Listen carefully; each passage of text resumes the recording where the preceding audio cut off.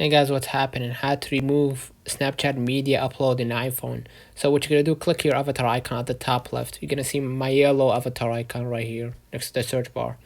Now what I'm gonna do, I'm gonna just go ahead and click the settings gear at the top right.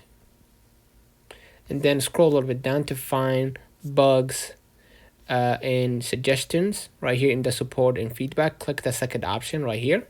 I'm highlighting it. And then what you're gonna do, click the first option, report a bug, right? And I'm gonna select the problem that matches my, my issue, right? In our case, Snapchat media upload, right? So what I'm gonna do, I'm gonna select camera, right? And then type in like something like my Snapchat is showing media upload, kindly remove it, right?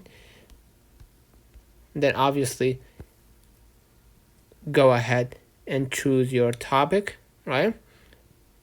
And then go ahead and hit submit. You're free. You're allowed to also add attachments if you want them to. If you want them to be specific, if you want to be specific about fixing your issue. So let me know in the comments if this video helped you. Do not forget to like and subscribe. Thank you, and we'll catch you in the next time.